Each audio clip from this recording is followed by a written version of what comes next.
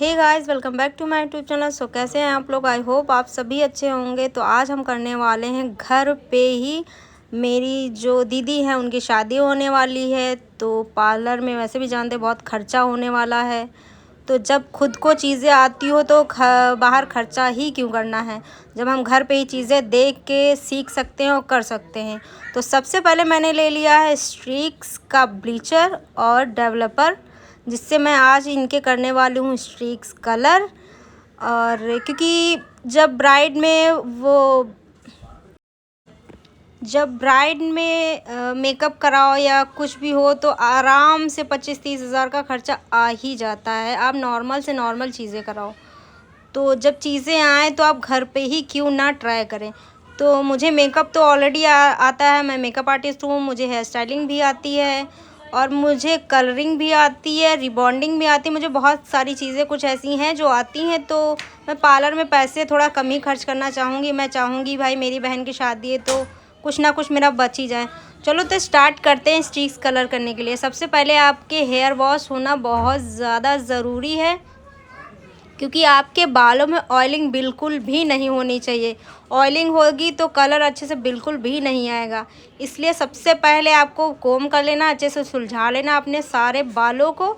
Then उसके बाद आपको पार्टीशन कर लेना। सबसे पहले फ्रंट से पार्टीशन करके आपको, जैसे कि देख रहे हैं आप, दोनों साइड में जूड़ा बना के पिनअप कर लेना। देन उसके बाद आपको बैक से फिर से 2 सेक्शन निकालने हैं। दोनों पार्ट को इधर उधर अच्छे से कोम कर लेना है। 4 सेक्शन में आपको अच्छे से डिवाइड कर लेना है। देन उसके बाद 2 सेक्शन आगे वाले को अच्छे से चिमटी हो या क्लिप हो, किसी से भी आप उसको अच्छे से क्लिप कर दीजिए। देन उसके बाद जहाँ से देख रहे हैं हम, सबसे नीचे से स्टार्ट कर रहे हैं। जब आप उस पार्ट को लीजिएगा तो सबसे ऊपर वाले पार्ट को अच्छे से क्लिप कर दीजिएगा, या क्लेचर आपके पास है उसको कर दीजिएगा, ठीक है। देन उसके बाद हम एकदम महीन सा बारीकी से, जितनी पतली आपकी स्ट्रीक्स होंगी उतना ही कलर अच्छे से आने वाला है। तो आप बहुत लेयरिंग और बहुत मोटे मोटे सेक्शन मत लीजिएगा, नहीं तो होगा ये कि सारे बालों में ऐसा लगेगा एकदम से कलर जो होता है आपने ऐसे लीप दिया और पोत दिया, उस टाइप का हमें नहीं चाहिए। हमें स्ट्रीक्स ऐसी चाहिए जो एकदम क्लियर कट टू कट दिखें। उससे क्या होगा, आपके बालों की खूबसूरती बहुत अच्छे से आएगी। आप जब कोई भी हेयर स्टाइलिंग करेंगी या कुछ भी ऐसा करेंगी तो आपके बाल इतने खूबसूरत दिखेंगे, इतनी हेयर स्टाइल इतनी अच्छी दिखेगी कि देख के लोग खुश हो जाएंगे। क्योंकि मेन देखो, मेकअप के साथ साथ हेयर स्टाइल भी मैटर करती है। तो इसी वजह से आपके बाल जितने अच्छे दिखेंगे उतने अच्छी हेयर स्टाइल लगेगी।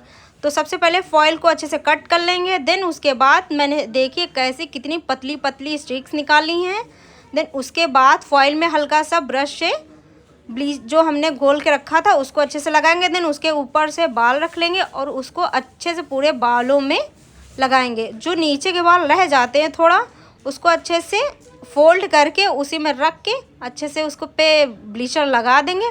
देन उसको ऐसे ही आराम से उसको फोल्ड कर देंगे। ध्यान रखिएगा, मैंने ग्लव्स पहन नहीं रखे हैं, मेरे पास उस टाइम अवेलेबल नहीं थे तो मैंने नहीं पहने थे। लेकिन आपको ग्लव्स ज़रूर पहन लेने हैं और बच्चों को इससे दूर रखना है, क्योंकि ये बहुत ज़्यादा केमिकल हार्ड होता है। तो हो सके तो वहाँ पे आप मास्क भी यूज़ कर सकते हैं और ग्लव्स तो ज़रूर पहन लीजिएगा। हो सके तो बच्चे अगर वहाँ पे हों तो उनको अवॉइड करिएगा उस कमरे में, क्योंकि इसकी स्मेल बहुत हार्ड होती है और केमिकल भी बहुत हार्ड होता है, तो बच्चों को थोड़ा नुकसान कर सकती हैं। तो चीज़ें आप उसी वक्त मंगाइए जब आपको करना हो, पहले से मंगा के मत रखिए, क्योंकि बच्चे होंगे तो कहीं आँख में डाल लिया या जो भी है उससे थोड़ा प्रॉब्लम क्रिएट हो सकती है। देन उसके बाद मैंने ये पहला सेक्शन कर ही दिया है, तो आपको दूसरा सेक्शन अच्छे से लेना है। आप ध्यान से देखिए आपको कितनी लेयरिंग चाहिए, कितने बालों में चाहिए, वो आपको बहुत अच्छे से ध्यान रखना है। तो आपको किसी किसी को कम लेयरिंग चाहिए होती है, किसी किसी को ज़्यादा चाहिए होते कि मेरे पूरे बालों में अच्छे से हाइलाइट्स हो। तो हमें इतना नहीं चाहिए था, हमें नॉर्मल सी चीज़ें चाहिए थी। इसलिए मैंने एक साइड पे कम से कम 5-6 सेक्शन रखे हैं, सिर्फ बैक साइड पे। आगे मैंने 5-6 सेक्शन रखे हैं। बहुत लोग होते हैं 10-10, 15-15 रखते हैं, वो आप पे है, आपको कैसा चाहिए वो आप पे डिपेंड करता है, आपको कलर कैसा चाहिए। दूसरे के अकॉर्डिंग मत चलिएगा, जैसा आपको चाहिए तो आप उस अकॉर्डिंग कर सकते हैं। बस आपको इन सब चीज़ों का ध्यान रखना है कि आपको अच्छे से अप्लाई करना है। तो अपने हैंड पे ग्लव्स ज़रूर होने चाहिए और मार्क्स आपके फेस पे ज़रूर होना चाहिए। और बीच बीच में जब आप ब्लीचर लगाते हैं, आप कलर करते हैं, उसको फोल्ड करके रख देते हैं, तो आपको 5 मिनट पे एक बार चेक ज़रूर कर लेना है, क्योंकि कलर बहुत फास्ट होते हैं। अगर आप भूल गए तो थोड़ा रिस्की तो है ही, रिस्क तो हर चीज़ में होता है। अगर आप ध्यान देंगे तो आपका कलर बहुत अच्छा होने वाला है। बीच बीच में आप जब चेक करेंगे तो आपको जितना लाइट कलर चाहिए होगा, आपको उतने लाइट कलर पे उसको छोड़ देना है। क्योंकि अगर आप उस चक्कर में रहेंगे कि आप सारे बालों को कर लें अच्छे से, देन उसके बाद आप चेक करें, तो कहीं ना कहीं प्रॉब्लम क्रिएट हो सकती है बालों में। अगर आप बिगिनर्स हैं तो थोड़ी थोड़ी चीज़ों का ध्यान ज़रूर रखिएगा। तो मैंने एक साइड पे कर दिया, बैक पे ही सिर्फ, तो एक बार मैंने चेक ज़रूर किया। मुझे इससे थोड़ा सा और लाइट सा चाहिए था, इसलिए मैंने फिर से इसको फोल्ड कर दिया था। अगर आपको इतना चाहिए तो आप इतना रखिए, वो आप पे डिपेंड करता है। या इससे लाइट में चाहिए तो उसको थोड़ी देर के लिए फिर से छोड़ दीजिएगा। तो इसीलिए मैं कह रही हूँ आपसे, बार बार चेक ज़रूर करिएगा। मुझे इतना चाहिए था तो मैंने इस पर इसको ओपन कर दिया। ओपन करके रख दीजिए आपको जितना चाहिए। फिर उसके बाद मैंने सारे बालों में जहाँ जहाँ मुझे चाहिए था सब में मैंने स्ट्रिक्स कर दिए हैं। बीच बीच में मैं चेक ज़रूर करती जा रही थी, ऐसा नहीं था मैं कंटिन्यू करती जा रही थी। मैं बीच बीच में एक बार चेक ज़रूर कर रही थी कि कहाँ कहाँ पे स्ट्रिक्स हो रहे हैं कि नहीं हो रहे हैं। सारे हो गए, मैंने फाइनली इनको ओपन कर दिया। ध्यान से देखिए मैंने कितनी पतली स्ट्रिक्स की है। इसमें तो ज़्यादा समझ में नहीं आएंगी, जब हेयर वॉश करेंगे तो बहुत अच्छे से समझ में आएंगी। हेयर वॉश का तो दिखा नहीं सकते। हेयर वॉश करने मेरी दीदी ये बाथरूम में गई थी, हेयर वॉश करके आई थी। ये हो गया, हेयर वॉश करके आई थी, देख लीजिए। इसके ऊपर से आप मास्क भी लगा सकते हैं, स्पा क्रीम हो गया। और ये थोड़ी थोड़ी चीज़ें होती हैं, आपको ख़रीद के रखनी पड़ेंगी। इससे बाल थोड़ा सा हेल्दी होते हैं। ऑलमोस्ट लड़कियां सभी लगाती ही हैं ये सब चीज़ें, तो नॉर्मल सी हैं, बताने की क्या ज़रूरत है। देन उसके बाद मैंने इनका ड्राई किया था।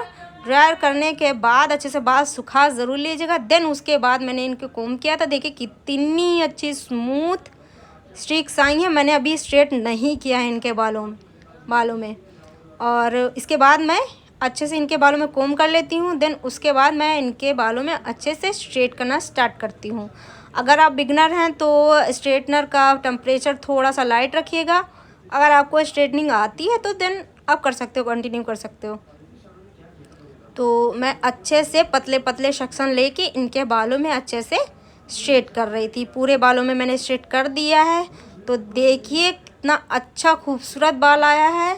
यह है फाइनल लुक। आपको कैसा लगा ये मुझे वीडियो में ज़रूर बताइएगा। एक बार प्रैक्टिस ज़रूर कर, प्रैक्टिस तो मैं नहीं बोलूँगी, मैं ये बोलूँगी आप ध्यान से देखिएगा। प्रैक्टिस के तौर पे मत ही कीजिएगा, क्योंकि केमिकल की चीज़ है।